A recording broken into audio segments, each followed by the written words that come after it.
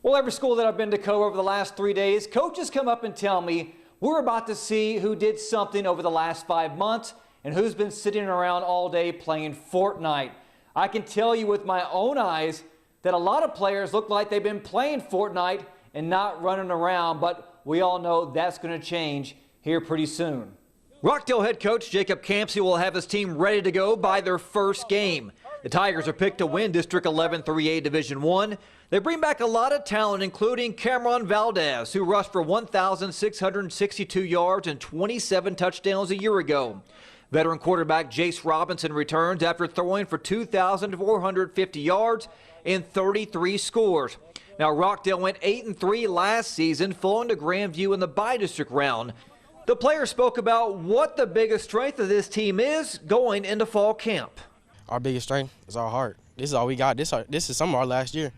And so we just got to give it all we got, because after that, you really don't get another chance.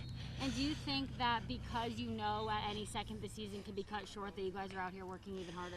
Most definitely, because the feeling that we could get told tomorrow that we can't play football just gives you a feeling that maybe these days make them count, because you might not get that chance again.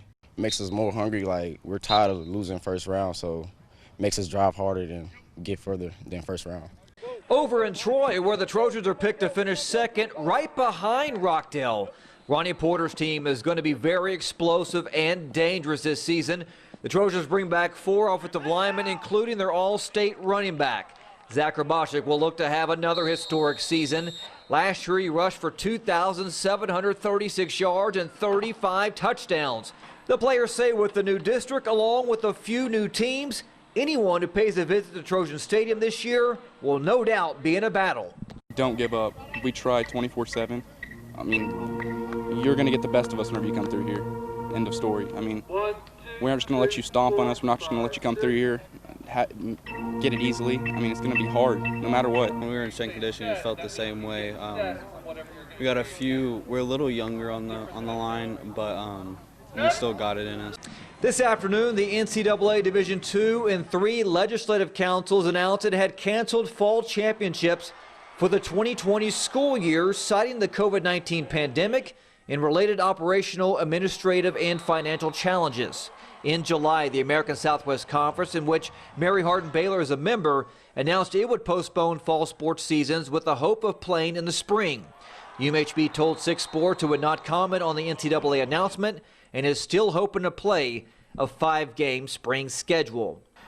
The University of Connecticut announced this morning that they are canceling its football program for the 2020 season because of the coronavirus pandemic. The Huskies become the first FBS team to cancel football. Last month, UCONN officially left the American Athletic Conference to join the Big East. They were supposed to play as an independent this season. Now, UCONN football does not make a whole lot of money to begin with.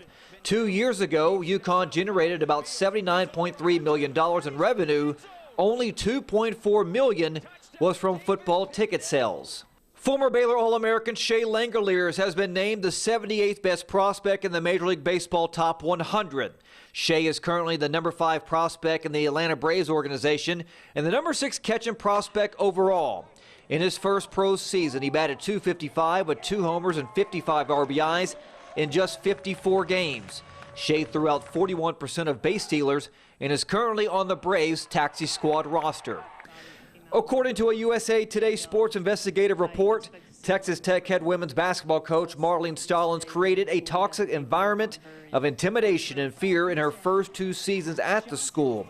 In addition to allegations of mental abuse by Stallings, the report cited multiple allegations of sexual harassment against a strength and conditioning coach who resigned in March. The USA Today interviewed 10 players, 2 former assistants, and 2 parents.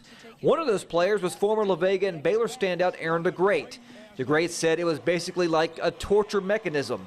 She felt like the system wasn't supposed to be used how she was using it. Over the last 2 seasons, Texas Tech saw a dozen girls transfer out of Lubbock. And that's a look at sports. We'll be right back after the break.